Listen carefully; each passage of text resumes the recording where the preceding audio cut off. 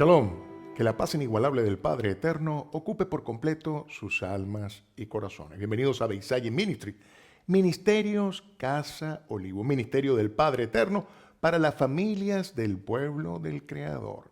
Mi nombre, Javier Bacallao, y estaremos disfrutando en este hermoso espacio con el cual Dios nos bendice de una preciosa porción de las Santas Escrituras. Porción en hebreo se llama Parashá. Nuestros sabios hicieron 54 porciones para poder disfrutar de todas las Santas Escrituras en un periodo de un año. Nos encontramos ahora estudiando el segundo libro del Pentateuco, de esos 5 libros hermosísimos donde el Señor se inspiró a través del corazón y la boca de su siervo amado Moisés.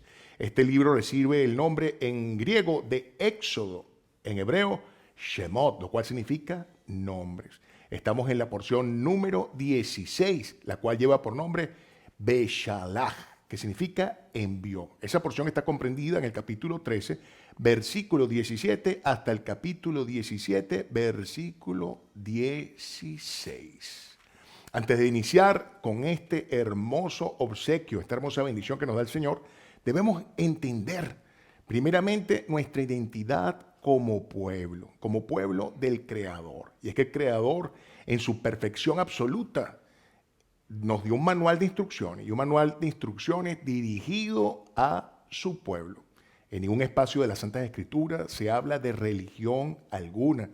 No hay secta ni división alguna. El Señor, en su perfección, no pudo pretender separarnos de ninguna manera. El Señor tiene un solo pueblo y le colocó el nombre de Israel. El Señor no se contradice, es el mismo creador de un principio, de hoy en día, y el que ya se encuentra en los libros de Revelaciones, de Apocalipsis, en el futuro.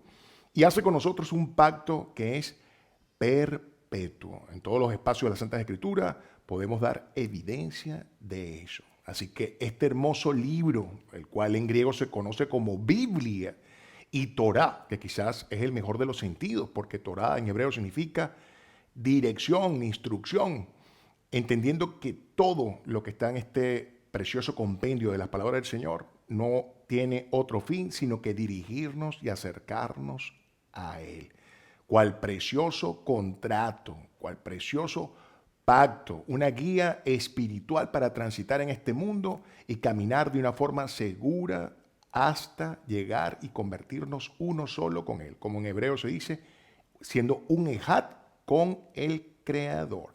Y es que este precioso libro no pretende salvarnos. Eso está claramente evidenciado en él. Nos puede salvaguardar, que es muy diferente a salvarnos, porque cuando podemos tener la dicha de poder leer con las indicaciones que el Señor nos ha dado, podemos ver que la única paga por el pecado es la muerte. Eso no lo digo yo, eso lo dice este libro. Y la única forma de redimirnos es a través de eso. Y el Señor en su perfección posó su plenitud como divinidad en la esencia de un ser humano. Sí, de Yeshua, nuestro Mashiach, nuestro Mesías, el cual redimiría, pagaría toda nuestra falta, nuestras deudas, siendo un cordero perfecto por todos nuestros pecados. Así que Él nos compró del mundo de la oscuridad, del pecado, y ahora ya no somos esclavos del pecado, no somos esclavos de la oscuridad, de la maldad, de la desorientación, porque eso es lo que significa pecado, una desorientación, una forma errática de movilizarnos en la vida, sino que ahora tenemos nuevo dueño, sí. Y ese dueño se llama Yeshua, salvación. De esta manera que el Señor nos salva. ¿Y ahora qué hacemos nosotros con esa salvación? Nos dirigimos de una forma precisa hacia Él, sin estar con movimientos erráticos, teniendo su luz, su resguardo y su protección a través de las Santas Escrituras, a través de la Biblia, como se dice en griego, y Torá, como se dice en hebreo, convirtiéndonos definitivamente en personas con una intención de santidad. Y es que entendemos que santidad significa apartados para Dios. No es ser perfectos, no, es tener la intención de ser apartados para el Creador, para el Señor, para el proveedor de absolutamente todos nuestros beneficios, de nuestras provisiones, de nuestras bendiciones. Y eso es lo que significa ser santo. Debemos entender también, antes de poder adentrarnos a este precioso espacio de estudio, que nuestro Señor, nuestro Mashiach, nació de un vientre de una mujer judía. Y por eso no podía tener otro nombre, no podía tener un nombre en griego, ni en romano, ni en japonés, ni en chino. Su nombre era en hebreo, que es el lenguaje el cual escogió nuestro Creador para entregar sus santas escrituras y el lenguaje que estableció para su santo pueblo. Por ende, su nombre era Yeshua. Hoy en día tenemos la facilidad de tener todos los medios que nos permiten irnos directamente al lenguaje hebreo y ver el significado de esta palabra, Yeshua, salvación. Nació como judío, sí, con la plenitud del Padre eterno. Es la palabra viva, es la Torá viviente. Son las instrucciones del Padre humanizadas, hecha un hombre, ya que la Torá, pudiéramos decir, que es un medio teórico para poder aprender del Señor. Esta es la constitución del pueblo del Creador. Un pueblo no puede andar sin dirección, no puede andar sin constitución. Y esta es la instrucción. Bueno, Yeshua, nuestro Mesías, nuestro Mashiach, es la palabra del Señor hecha hombre. El ejercicio práctico, de tal manera que si no nos es suficiente poder obtener la sabiduría del Eterno, su luz, su orientación a través de su Santa Escritura, tenemos la bendición de tener el ejemplo de vida del Señor hecho hombre a través de Yeshua. Un hombre obediente en todo momento de todas las instrucciones establecidas por el Creador desde un principio de la creación. Y tanto fue así que lo primero que hicieron sus padres, como una familia descendiente de la tribu de Judá, directamente de la descendencia del rey David, como estaba profetizado, su niño, al tener 8 días de nacido, como dice Lucas en el capítulo 2, versículo 21 al 23, procedió a seguir la instrucción del Señor y lo circuncidaron al 8º día, como está establecido en las Escrituras. De tal manera que esto nos debe llamar la atención, que si nació nuestro Mesías de un vientre judío, seguidor fielmente su familia y él de las instrucciones del Padre, en ningún momento pudo haber establecido que vino a abolir las instrucciones del Todopoderoso. Y como dice él claramente en los escritos de los apóstoles, los cuales eran todos judíos, los talmidín, como se dice en hebreo, todos eran descendientes de la tribu de Judá, todos eran judíos, lo que consideramos hoy en día nuestros hermanos mayores de la fe. Una vez entendido esto, sí podemos disfrutar a plenitud de todo lo que hay en este hermoso libro, porque sabemos que todo está dirigido para nosotros y no como muchas veces tradiciones, costumbres y cultos nos han hecho pensar que esto solamente está dirigido para una porción del pueblo del Señor, para los hermanos mayores, los descendientes de la tribu de Judá, los judíos.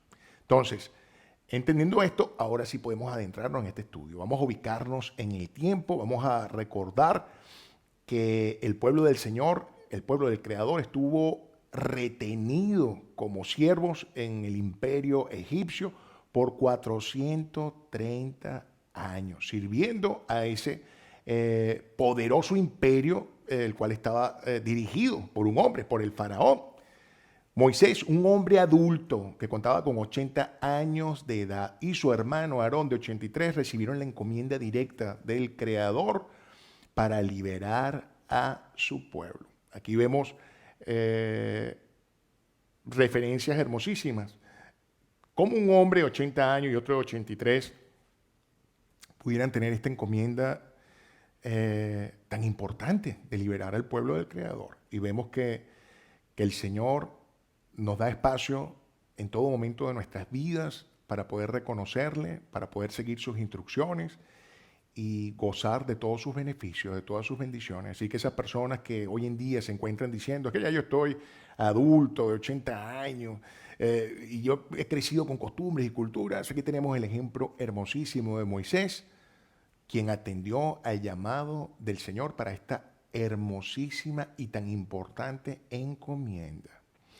Esta nación de Egipto, que tenía sometido al pueblo del Señor, evidenciaría la presencia del mismísimo Creador en su máxima presencia, en su máxima forma, a través de estas 10 plagas con las cuales el Señor pudo evidenciar ante ese pueblo, ante el corazón duro del faraón y todas las personas que le servían, que no hay nada por encima del poder del único, del supremo, del absoluto creador del universo, de Hashem, como el Señor nos lo revela.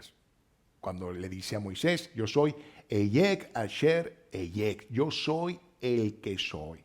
Lo que ha sido de alguna manera llevado al hebreo con 4 caracteres, que es la Yod, la Hei, la Vav y la Hei, lo cual llevado al latino, al romano, sería como la Y, la H, la BV y la H. Y es lo que el Señor de alguna manera ha evidenciado para que de forma respetuosa podamos dirigirnos y reconocerle a Él como Hashem, que significa el nombre. Cualquier otra distinción que se le dé al Señor es una forma en que se ha dado una interpretación.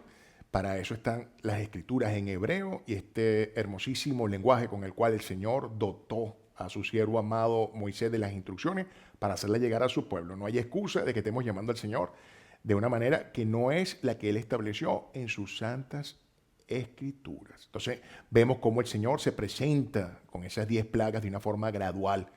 Va de poco a poco mostrándose ante el pueblo egipcio, ante el faraón, dándole oportunidad de que ceda, se arrepienta y deje su pueblo salir, como le estaba solicitando Moisés. Cada una de estas plagas va dirigida contra una de sus deidades. Y es que sabemos que, entendemos que Egipto está concebido como ese imperio del mal, de la oscuridad, de las tinieblas, que podemos entenderlo así en las Santas Escrituras, cuando vemos cómo este paralelo de que se dejaban llevar por muchísimos dioses, muchísimas deidades, muchas idolatría que había y todo esto, y cómo el Señor va desmontando una por una, acabando con cada una de ellas, con los sapos que eran una deidad, con el río Nilo que también era otra deidad, y cómo va acabando dándole la oportunidad de arrepentimiento. La última plaga, la destructora, es el mensaje más contundente que envía el Señor a los egipcios, al pueblo de Egipto, especialmente al faraón, quien ha sido una persona necia, pero con un propósito que tenía el Señor dentro de esta misma necedad, de poder manifestarse en esta forma tan increíble que se manifestó. Esta última plaga, la muerte de los primogénitos,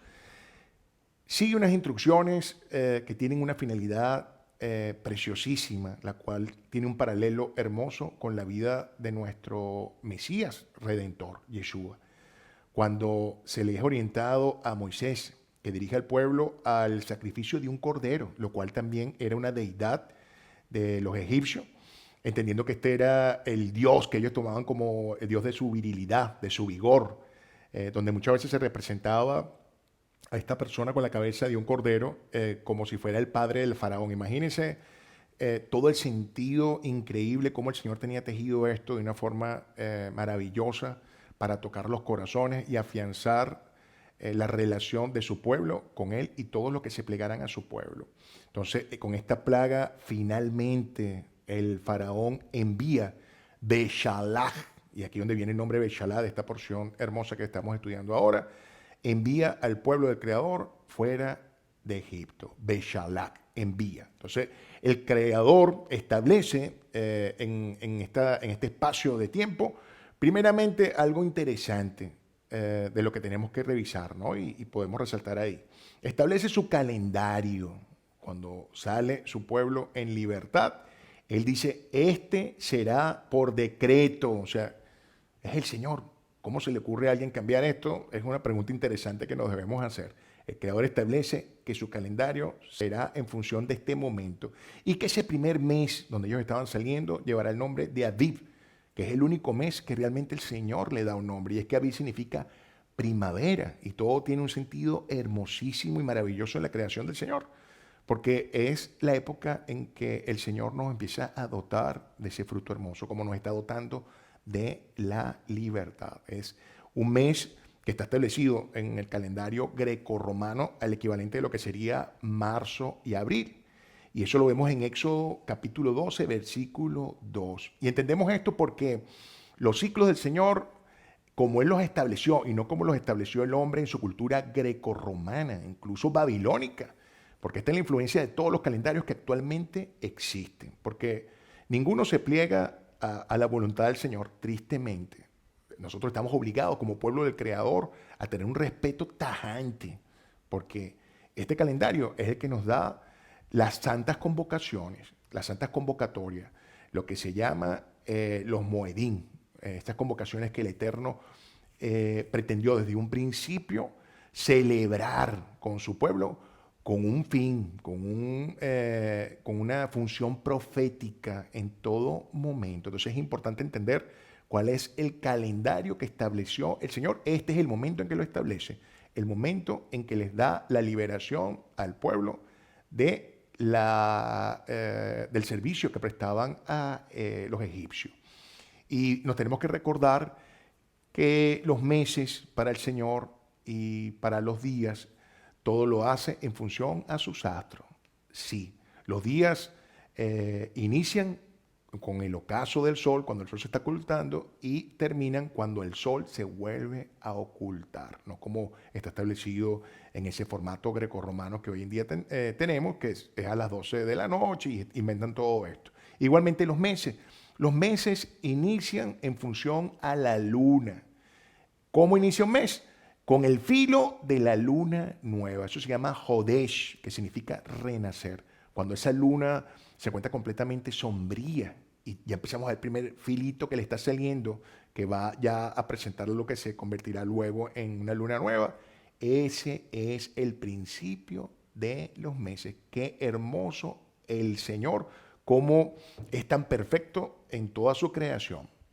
Y es importante, antes de adentrarnos en la porción de estudio, ver unos aspectos que se enfatizan en este libro, ¿no? En el capítulo 12, versículo 37, vemos quiénes son los que parten de Egipto.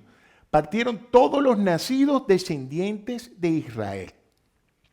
Vemos en el versículo siguiente, que es el versículo 38, que con ellos iba una gran multitud de toda clase de gente. Y esto es hermosísimo para entender quiénes nos convertiríamos en el pueblo del Creador. Sí, una gran multitud de toda clase de gente. Ahí habían lo que a ustedes se les pueda ocurrir. Todas las personas que pudieron evidenciar el poder, la fuerza, la majestuosidad de el Creador, del Padre eterno, quien dirigía a su pueblo sobre todas las deidades que existían, esos se estaban convirtiendo en lo que más adelante, de una forma formal, delante del Sinaí, darían un sí para ser parte del pueblo del Creador. Y es que el capítulo 13, versículo 49 nos dice que para todos aplicaba una misma ley, que era igual para el nativo como para el prosélito. Y entendemos que la palabra prosélito es esa persona que se ha adherido, ¿ok? A la persona que se adhiere al pueblo. Entonces, consideré importante reseñar esto, porque esto nos da una claridad de que no solamente salieron los descendientes directos de Abraham, Isaac y Jacob, los descendientes de esas 12 tribus, de esos 12 hijos que él tuvo, sino que salieron todas las personas que se encontraban ahí y que reconocieron al único creador del universo y de todo lo existente. Entonces, ahora sí nos adentramos y vemos cómo el Señor se prepara a introducir a su pueblo en un campo de entrenamiento espiritual, introducirlos al desierto. Esto era algo completamente necesario para deslastrarlo de todas sus creencias, de todo aquello que no era grato para los ojos del Señor.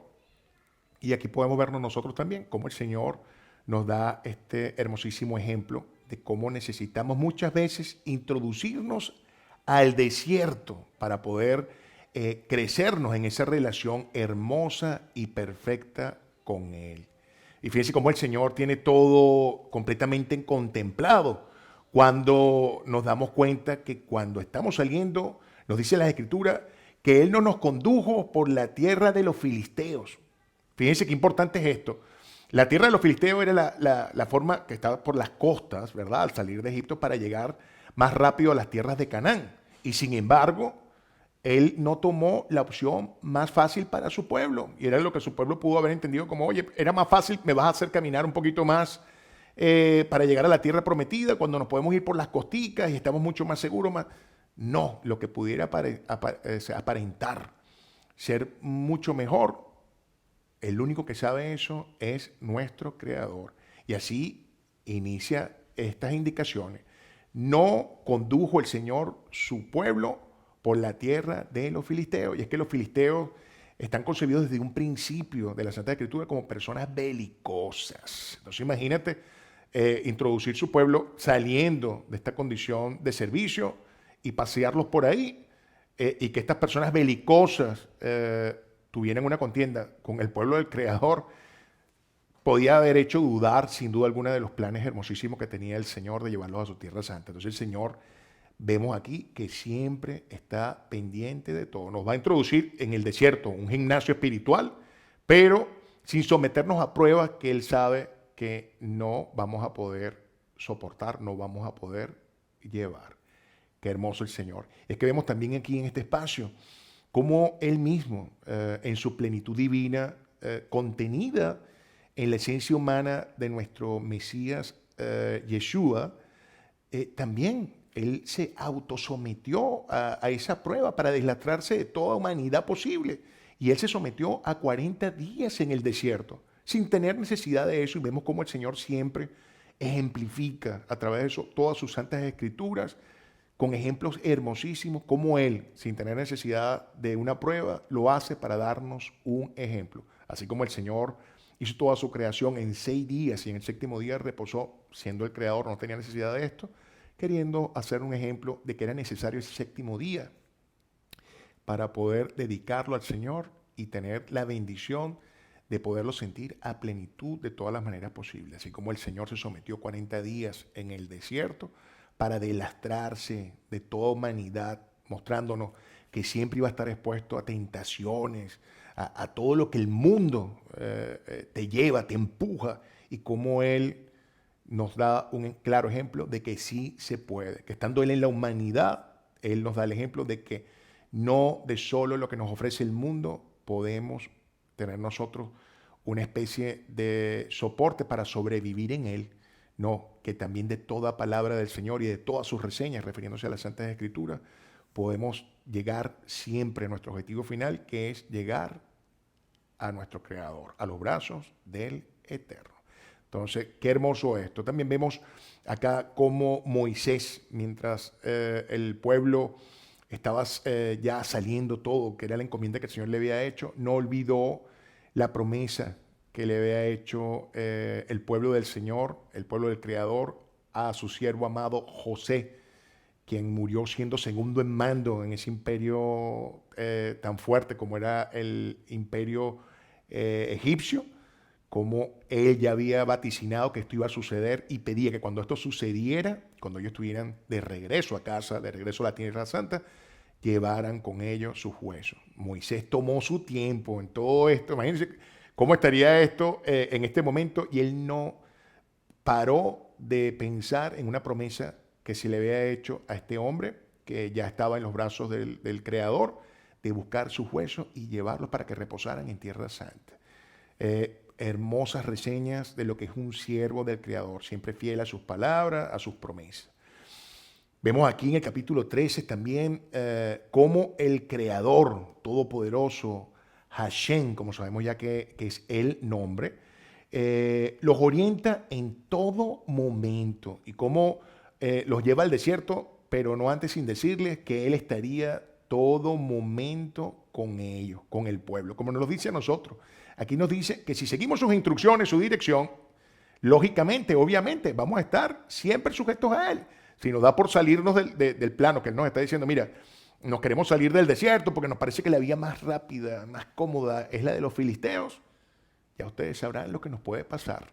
Entonces, aquí hay hermosísimas reseñas de cómo el Señor utiliza todas sus escrituras como un manual de dirección. Y aquí nos dice el Señor, escúchame, si tú sigues mis palabras, si sigues mis instrucciones, contarás siempre con la sombra del Todopoderoso, como le dijo a su pueblo. Van a contar en todo momento del día con una columna de nube, una columna hermosísima de nube que les indicaba cuándo detenerse, cuándo seguir y les brindaba la calidez de una sombra. Imagínate en un desierto con ese sol, esa temperatura, no había manera de sobrevivir ahí si no era con esta protección hermosísima del Señor a través de esta nube, donde la nube separaba, el pueblo separaba y gozaba de la protección, el resguardo y la calidez de la presencia del Señor. Igualmente de noche, cuando les acompañaba una columna de fuego. Y entendemos que el fuego espanta todo lo malo, todos los bichos que estaban en ese desierto eran espantados sin duda alguna por la presencia del Señor a través de esta columna de fuego, la cual les daba luz para que no tropezaran en la noche, no fueran a caer por un acantilado y pudieran transitar de forma segura y confiada en la vereda, en la vía que le había indicado el Eterno. Qué hermosa referencia, porque todo eso es aplicable a nuestros tiempos. Si andamos bajo las instrucciones del Señor, vamos a andar en el día con esa sombra del Shaddai, del Todopoderoso, y en la noche andaremos protegidos por el fuego del Ruach HaKodesh, de su espíritu de santidad, con toda su presencia en pleno, protegiéndonos de todo mal y peligro. Vemos aquí también cómo el Creador advierte a Moisés que habrá una muestra más que será definitiva del poder absoluto del Todopoderoso. Moisés en ese momento sin duda alguna se habrá preguntado, ya va, pero si ya me mostraste con tu presencia en una forma sobrenatural, que no hay manera de atribuírsela a nadie sino que a ti, estas 10 plagas que nos permitieron que el faraón nos enviara al desierto, Beshalach, que nos enviara al desierto, todavía queda algo más por ver. Y el Señor le dice, sí. Este faraón de corazón duro se dará cuenta de que ustedes eran el pilar de sustento de su nación, que ustedes eran la fuerza, el motor, y esto lo llamará arrepentimiento e irá detrás de ustedes para buscar regresarlo. Moisés seguramente habrá entrado en pánico cuando se lo comunica al pueblo. El pueblo sin duda alguna entró en pánico y lo que hicieron fue reclamarle a Moisés, ¿será que tú nos trajiste a morir en el desierto? O sea, ¿cómo es posible que tú nos hagas esto? Y Moisés le dio una referencia hermosísima, la cual podemos disfrutar en las Santas Escrituras, como lo dice capítulo 14, versículo 13. Vamos a leerla. Y dijo Moisés al pueblo, no teman, permanezcan erguidos, o sea, levantados, fuertes, sólidos, y vean la salvación, señores. La salvación, vean a Yeshua de Hashem, vean la salvación, vean a Yeshua de Hashem, del Creador, que les hará hoy, porque así como han visto a Egipto, hoy no volverán a verlo, nunca más. Hashem, el Creador, el Todopoderoso, peleará por ustedes y ustedes habrán de permanecer en silencio. ¡Wow! Qué hermosa estas palabras donde el Señor le dice a su pueblo a través de los labios de Moisés, quédense tranquilos, que están por ver a Yeshua, están por ver la salvación que hay a través del Creador. Y esto era algo que nos invita a hacer un paralelo, sin duda alguna, de la intención de nuestro Creador a través de nuestro Redentor, de nuestro Mesías Salvador. Y aquí vamos hilando todos los tiempos y todo cuanto va aconteciendo. Como el Señor les dice, quédense tranquilos, que todo está bajo mi control. ¿Ustedes creen que había sentido lógico que este pueblo sintiera temor de lo que les podía pasar cuando vieron la presencia del Señor de esa forma tan increíble con esas 10 plagas? Pues sí, esa es la humanidad, que podemos ver al Señor presente de todas las maneras posibles y siempre hay un espacio para la duda, para de alguna manera hacer temblar nuestra fe, nuestra confianza en el Señor.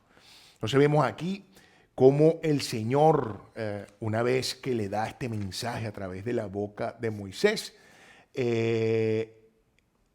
cuando el pueblo se encuentra frente a lo que parecía una encrucijada sin salida, una encrucijada aparente, porque se ven rodeados a sus espaldas de montañas, de desierto, y enfrente el mar rojo, el mar Junco. Y vemos como dicen, ¿y ahora para dónde vamos a ir? O sea, ¿qué vamos a hacer? Pareciera que la muerte es inevitable. Y cómo el Señor busca en todo momento, en este ejercicio hermosísimo que nos da a través del desierto, reforzar nuestra fe, en hebreo, emuná, y consolidar nuestro bitajón, nuestra confianza en el Eterno. Ahí el Señor hace que una columna de nube se coloque detrás de su pueblo, una especie de neblina, ¿no? Quitando la visibilidad a todos los que venían sobre el pueblo del Creador, a los egipcios. Y también hace posible que se presente una columna de fuego, la cual se interpuso entre los egipcios y el pueblo del Creador. En este momento Moshe extiende su mano sobre el mar y Hashem, nuestro Creador, nuestro Todopoderoso, con un fuerte viento que venía del este, así lo señalan nuestras escrituras, abrió camino. Bendito sea el Señor, permitiéndole ver a su pueblo que Él siempre está ahí, está presente. Los egipcios lo siguieron con sus carros y sus jinetes, todos ellos fuertes y expertos en guerra. Y el todopoderoso Hashem, entre la columna de nubes y de fuego, los confundió y debilitó todos los medios por los cuales ellos estaban trasladando. Las escrituras dicen que les retiró las ruedas. Veámonos todos nosotros en esta situación. Cuando estemos pensando que la adversidad o cualquier persona que nos pretenda mal alguno nos quiere alcanzar, recordemos que el Señor siempre está con nosotros si estamos sujetos a sus santas escrituras. Como el Señor debilita al enemigo, lo anula, lo confunde y entorpece todos sus pasos para proteger a sus hijos, a nosotros, a los que somos parte de su pueblo, de Israel.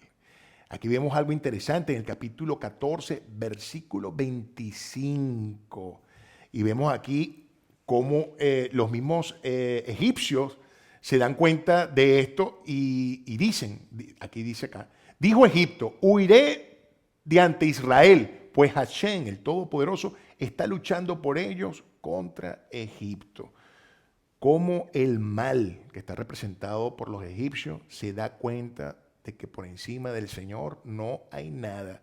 Y incluso deciden retirarse. Aquí vamos a ver, cómo el Todopoderoso, a pesar de que estas personas, por instrucciones del faraón, siguen y van detrás de ellos, cómo el Todopoderoso recoge las aguas de nuevamente a su cauce, quedando todos los egipcios con sus jinetes y carruajes cubiertos. Y aquí dice en las escrituras, no quedó de ellos ni uno solo. Eso lo dice en el capítulo 14, versículo 28. No quedó. O sea, el faraón en ese momento de necedad perdería a todo su ejército lleno de poder, con todo lo mejor, los mejores recursos que podían existir para hacer una guerra. Los perdió todo. Y es lo que pretendía el Señor, mostrarle a su pueblo que no iba a dejar ningún espacio para que estas personas pudieran seguirles y hacerle daño. Ese es nuestro Creador, el Todopoderoso, Hashem, que tiene todo completamente bajo su control. Aquí dice el versículo 30, salvó Hashem aquel día a Israel de la mano de Egipto y vio Israel a los egipcios muertos en la costa. Vio Israel la gran mano que le infligió Hashem a Egipto. Y reverenció el pueblo a Hashem y tuvieron fe en Hashem y en Moshe, su siervo. Qué hermoso. Y aquí hay un espacio, uno de mis preferidos, que es lo que se conoce como el Cántico de Moshe. Esto es una de las porciones más reveladoras de lo que es el poder de nuestro Creador. Y es que Moshe y todos los hijos de Israel, todo el pueblo del Señor, tomaron la decisión de elevar un cántico a Hashem, como dice aquí. Y mientras ellos elevaban ese cántico, Miriam, la hermana de Moshe y Aarón, bailó en adoración, en alabanza, con panderetas, con todas las mujeres del pueblo del Creador que se unían a este canto, alabando al Señor con danza y panderetas. Qué hermoso y sublime momento puede uno imaginarse. Y aquí dice lo que decía exactamente ese cántico, un canto de fe, de fuerza, de poder y esperanza en la presencia de quienes vivimos sujetos permanentemente al Señor. Aquí dice, cantaré a Hashem, a nuestro Creador, pues es exaltado sobre el arrogante. Al caballo con su jinete arrojó y lanzó al mar. El poder y la venganza son del Creador. Fue para mí una salvación, fue una Yeshua. Este es mi Dios y le construiré un santuario. Él es el creador de mi Padre y lo exaltaré. Continúa. Hashem es Señor de la guerra. Hashem es su nombre. Aquí te lo dice. Los carros del faraón y su ejército los lanzó al mar y los más selectos de sus oficiales se hundieron en el mar de junco. Los más fuertes, los más poderosos. Aguas profundas los cubrieron, descendieron en las profundidades cual piedra. Tu diestra, Hashem, es glorificada con tu fuerza. Tu diestra, Hashem, aplasta al enemigo. En tu abundante grandeza aniquilas a tus oponentes. Envías tu ira que los consume como paja. Con un soplo de tus narices se amontonaron las aguas, se irguieron como un muro las aguas corrientes, se congelaron las aguas profundas en el corazón del mar.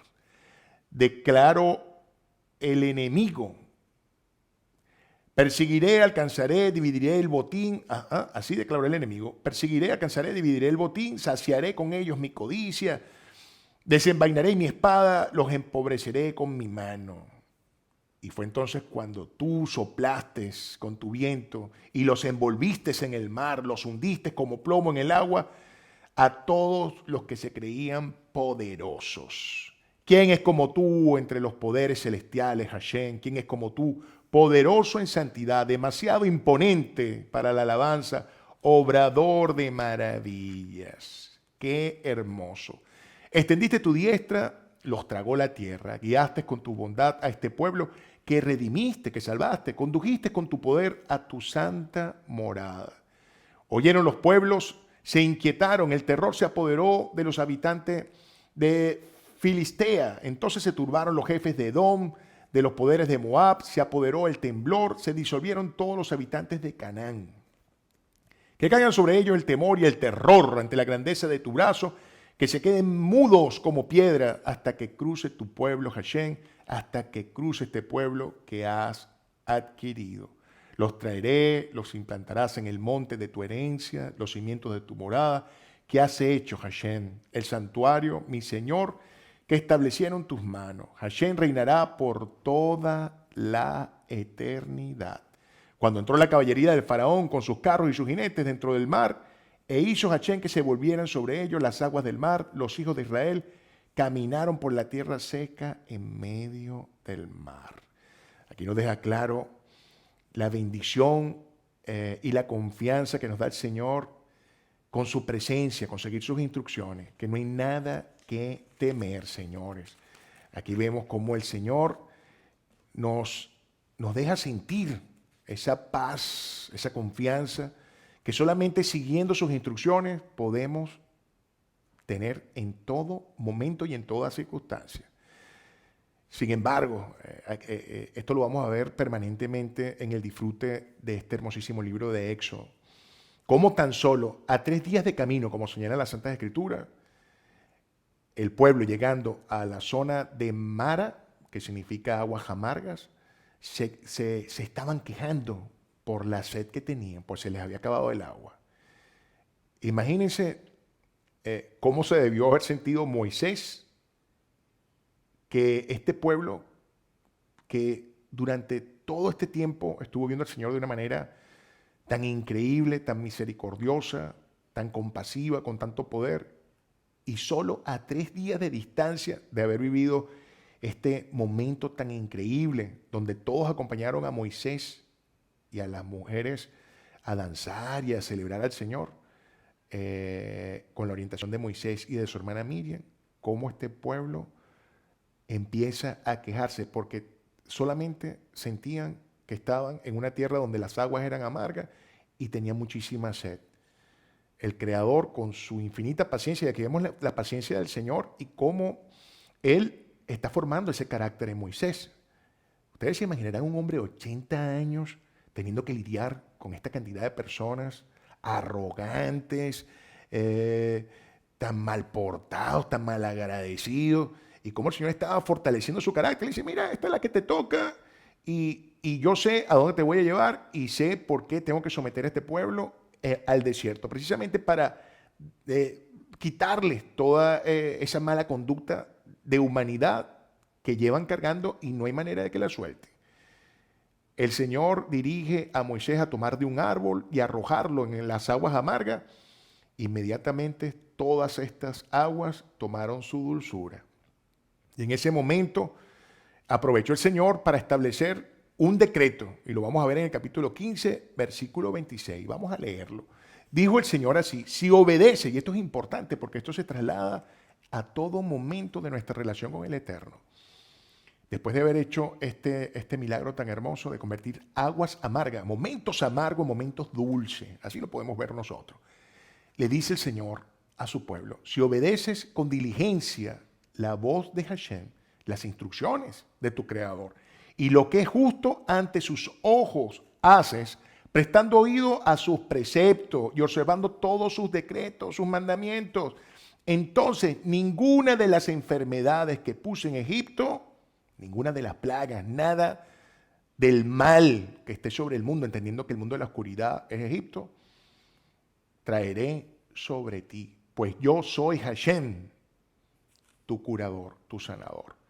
Qué hermoso. Mira cómo el Señor nos dice que si nosotros le seguimos, le respetamos, nada de lo que nosotros pudimos leer en su Santa Escritura que sucedió sobre este pueblo que vivía en idolatría, en paganía, en un desacato completo a las instrucciones del Señor, creyendo el mejor ejemplo en el faraón, que era un necio, una persona de un corazón duro, que no había manera que pudiera ver la presencia del Señor.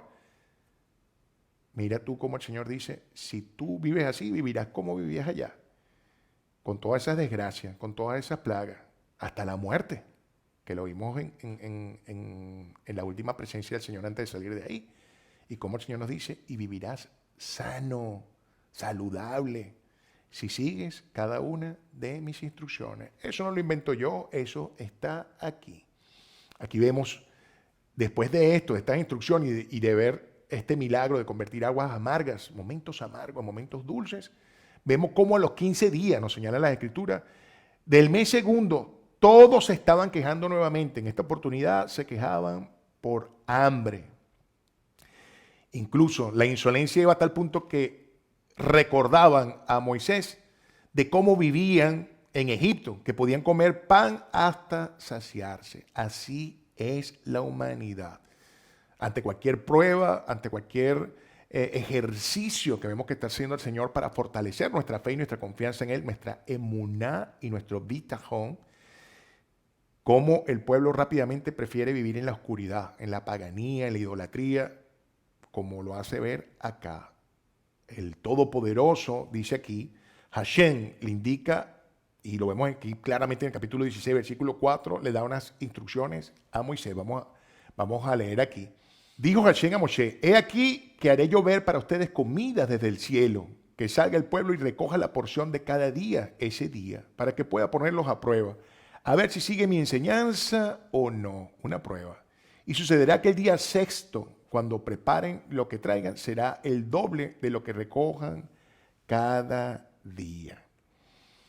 Llenó entonces el creador de codornices el cielo para saciar su apetito por carne, y en el día lo cubrió de hojuelas blancas con sabor a miel, la cual llamaron maná. Esto viene de una pronunciación en hebreo que significa manjú, que significa ¿qué es esto? Como no sabían qué era eso que se estaba presentando ahí, le dieron este nombre en las traducciones, en la Santa Escritura, como maná, porque no sabían que eso era alimento con el cual el Señor los estaba bendiciendo. Los que recogieron más porción de la establecida por el Creador en esa permanente inclinación a desobedecer. Todo lo que habían recogido de más se les descompuso. Solamente lo que tomaron el día sexto, como le estaba indicando el Señor, se podía mantener para poderlo consumir en lo que el Señor estableció desde un principio como el séptimo día, el día de reposo, el único día de la semana que en las Escrituras tiene nombre, porque el nombre del séptimo día es Shabbat, que significa el día de reposo en el Creador, como el Señor lo ejemplificó en Génesis, que dijo, en 6 días hice mi creación y el séptimo día cesé y reposé. Y aquí vamos a ver cómo en el capítulo 16, versículo 22, que vamos a leer, cómo se establece con solidez y se recuerda lo que el Señor pretendía con su santo día de reposo. Y dice, sucedió al sexto día que recogieron una doble porción de alimento, 2 homers, porque esta es la medida que se tenía, un homer es una porción. Y vinieron todos los príncipes de la asamblea y le dijeron a Moshe, les dijo, esto es lo que ha hablado Hashem, un día de descanso, un Shabbat, un santo día para Hashem. Es mañana. Lo que deseen hornear, horneen. Y lo que deseen cocinar, cocinen. Y lo que sobre, guárdenlo para ustedes, bajo resguardo hasta la mañana. Y lo guardaron hasta la mañana tal como había ordenado Moshe. No olió mal y no le salieron gusanos. Qué hermoso. Como el Señor les dijo desde un principio, no tomen porción alguna de más, porque yo quiero que aprendan a depender de mí. Eso lo dice la Escritura. Quiero que aprendan a depender de mí en este ejercicio por el desierto. Ellos en desobediencia tomaban de más y se les podría, pero cuando sí les permitió era el sexto día para tomar una porción extra que la pudieran disfrutar el día de reposo, porque quería que el día de reposo no hicieran absolutamente nada. Y aquí dijo Moshe, cómanlo hoy, pues Shabbat es hoy para Hashem, o sea, el día de reposo para el Señor. Hoy no lo encontrarán en el campo, o sea, no iban a encontrar nada en el campo. 6 días lo recogerán, pero el día séptimo es Shabbat, no habrá en ese día. Y sucedió que el día séptimo salieron algunos del pueblo a recoger y no encontraron. Mira tú, le están diciendo que no vayan a recogerlo, y igualito salen. Aquí dice Hashem en el versículo 28, dijo Hashem, el Todopoderoso, a Moisés, ¿hasta cuándo se negarán a observar mis preceptos y mis enseñanzas? Qué fuerte, Señor. Mira tú cómo el Señor le dice, no salgan el día de Shabbat, no van a buscar nada, los estoy bendiciendo con una doble porción el día anterior. ¿Para qué van a buscar algo más si ya se los di? Y cómo el pueblo les brinca por encima a todas las instrucciones del Señor, como se hace actualmente, violentando todo el plan que el Señor tiene en su gracia y en su bendición para su pueblo. Aquí vamos a ver cómo dice aquí, fíjense que Hashem les ha dado el Shabbat, es por eso que Él les ha dado el sexto día para el pan de 2 días, que cada hombre permanezca en su sitio, que no salga nadie de su sitio el séptimo día. Y descansó el pueblo el día séptimo. Y aquí vemos que no pasó mucho tiempo cuando ellos ya se encontraban moviéndose y llegan a Refidim y se les agota nuevamente el agua. Ya habiendo vivido todo esto, todas las manifestaciones del Señor, nuevamente empiezan a dudar de la presencia del Señor, incluso al punto que querían apedrear a Moisés. En este momento, donde se deja recalcado, y eso es importante, la necedad y la falta de fe y de confianza del pueblo en el Señor. El Señor ordena a Moisés que golpee una roca con su bastón, y esta roca les proporciona agua. Entonces, aquí vemos cómo el pueblo del Señor, en esa mala postura permanente de dudar de la presencia del Señor con todas estas manifestaciones que nosotros disfrutamos con emoción, sin duda alguna, cómo el Señor sigue supliendo a su pueblo siempre. Y en este punto, encontrándose en ese mismo sitio, vemos un hecho que ocurre y con ese hecho vamos a concluir nuestra porción de estudio, que sin duda alguna tiene que estar conectado con esa postura errónea del pueblo a dudar de la presencia del Señor, como todo el tiempo incluso llegaron a anhelar regresarse a Egipto, donde ellos sentían que vivían de una manera más cómoda, entendiendo que Egipto es eso, la humanidad, los excesos, todos sustentados con esas idolatrías. Entendemos que idolatría no solamente eran estos dioses que ellos adoraban, sino idolatría es tu ego, es el dinero. Y es que el dinero no es malo, sino el uso que tú le des. Cuando tú haces que el dinero sea más importante que tu relación con el Señor, estás convirtiendo el dinero y todas las bendiciones que te da el Señor en un ídolo. Cuando tú piensas que todo cuanto el Señor te ha dotado en beneficio está por encima del Señor, quiere decir que tú estás idolatrando eso. Entonces, el pueblo siempre estuvo con esa postura en estos momentos, ¿no? Y cómo en ese mismo sitio se presenta un personaje nefasto, un personaje de maldad completa, Amalek. Los amalecitas son descendientes de Esaú, ese hermano mellizo que tenía Jacob, a quien el Señor cambió el nombre por Israel, quien lucha de la mano con el Señor, hijo de Isaac también, donde nos recordamos en los relatos que pudimos disfrutar en el libro de Génesis, cómo este hermano nunca siguió los pasos que le indicaba su familia, las orientaciones que se tenían en todos los preceptos, mandamientos que ya el Señor había colocado en los corazones para que guardaran la presencia del Eterno de una forma celosa en sus hogares y en sus corazones. Él siempre estuvo fuera de eso. Bueno, fruto de esa descendencia eran los amalecitas, que venían de descendientes de Amalek, que era nieto de Esaú, ¿no? Vemos cómo esa descendencia siempre fue una descendencia envidiosa y contendiosa. Eso es lo que significa el nombre de Amalek, contendioso, una persona que le gusta pelear, belicosa. Vemos cómo nos da un claro ejemplo de lo que vivimos actualmente. Siempre van a haber detractores de la palabra. Parecemos todos iguales, parecemos hijos todos del Creador, como lo era Esaú y lo era Jacob, a quien el Señor le cambió el nombre por Israel. Y vemos que podremos parecer iguales, pero hay una enorme diferencia. El apego, la fe y la confianza que tenemos al Señor es lo que hace esa diferencia. Vemos cómo en este espacio el Señor permite un espacio donde se genera una contienda entre los amalecitas y el pueblo del Creador, donde Moisés busca el apoyo de Osea, un siervo fiel, quien sería su sucesor más adelante, principal apoyo de Moisés. Osea, a quien Moisés le cambiaría el nombre por Yehoshua, que lo conocemos en nuestras Biblias, que han sido traducidas al griego, al grecorromano, como Josué.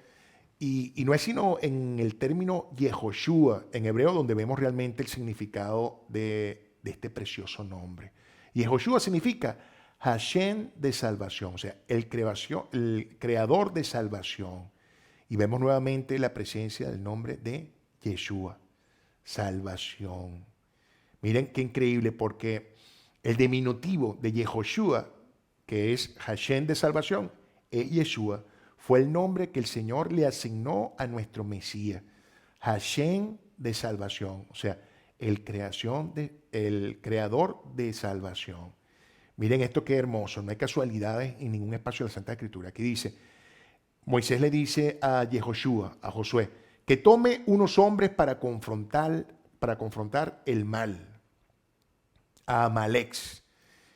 Y Yehoshua toma a unos hombres y va a confrontar el mal, a Amalek. Moisés sube en ese momento a una colina con su hermano Aarón y con Hur, elevando sus manos en oración, sosteniendo la victoria mientras lo hacía. Las escrituras dicen que mientras Moisés sostenía sus manos clamando al Señor, suplicándole, el Señor mantenía la victoria sobre su pueblo, sobre Israel. Y que cuando por cansancio las manos bajaban, parecía que el mal, que Amalek superaba al bien. Miren qué cosa más importante, porque esto es bien revelador. Dicen que en ese momento tomaron una roca, y es que en las Santas Escrituras se hace mención al Mesías como la roca de salvación. Miren esto, tomaron una roca para que Moisés se reposara. O sea, tomaron esta roca para que Moisés reposara en esa roca. Y ya vemos el paralelismo que hay aquí. Y Aarón y Hur le sostuvieron los brazos, ayudaron a sostener los brazos de Moisés en esa oración fiel que estaba haciendo Moisés al Creador para que le diera la victoria y la gloria a su pueblo.